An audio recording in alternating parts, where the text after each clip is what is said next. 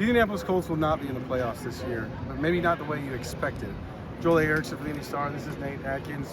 When the Broncos lost to the Bengals on Saturday night, you kind of felt like this was going to go down to the final week. Colts are playing the worst team in the league this week. I'm not sure I know what to say. Colts lose 45-33 to a team that otherwise just looked hapless for most of the last 2.5 months.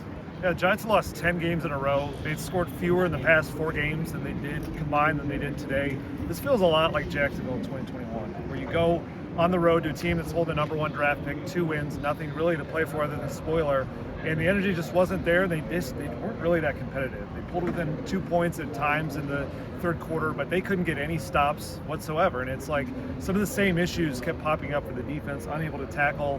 I think some new issues popped up that had been kind of pushed to the side with the secondary really bit them today. And just overall, we learned that this never really felt like a playoff team this year, but today just sealed it. They were a team that took care of bad teams at least. Today they weren't even that.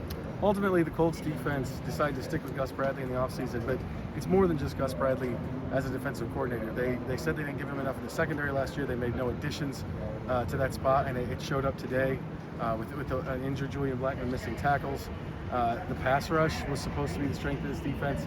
It did nothing today. It has done nothing for most. It has done less than it was supposed to for most of the season. But talking about the defense on a day that the defense gave it up, kind of falls short of what else is going on when you also have a game that Anthony Richardson did not start because he missed another game due to injury. Yeah, unfortunately, there have been 3 big questions with the 3 pillars of this franchise that all came to roost this week. It's Shane Steichen's messaging and leadership, it's Anthony Richardson's availability, and it's Chris Ballard's ability to build a roster. All of them bit them this week, and that's ultimately why they lost. Colts will not be going to the playoffs. They have 1 more game left, and then we find out if we get answers to some of the big questions surrounding the franchise and those 3 pillars that Nate just talked about. For the Indy Star, I'm Joel Erickson. This is Nate Atkins. Everything's frustrating, obviously. Like when you lose a must-have, we just got to connect more like on offense and handle it like on defense. So all around, special teams like we all could have been better today. Tough feeling.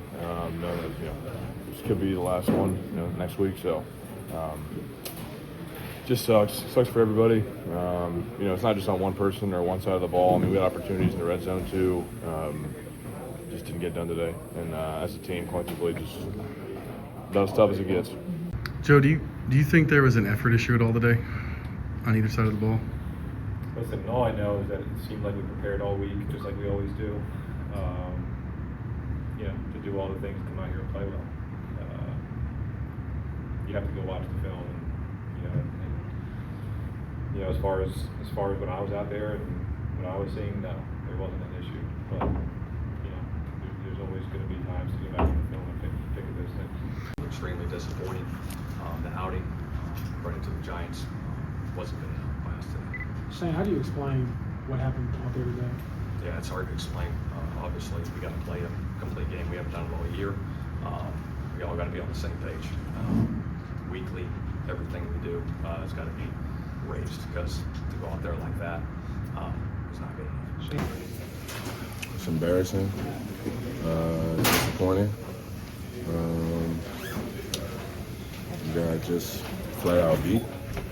Performance we put out defensively just beyond unacceptable, and you can't play like that when you planning on being a playoff team. So we in the playoff team. You hear a lot from a lot of guys like it's hard, and then once you make it, your first year, you don't think it's easy, but you're like, oh, okay, like, we got, we have a chance. Made it my first year, and then like you mentioned, just year after year, you do realize how hard it is. In my first year, I did know how hard it was, but when you start rolling, I think we were like 11-5 that year.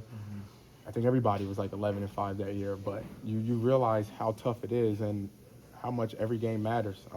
And they usually don't matter until the end, which is why every game matters. For sure. I mean, every year, every team is different.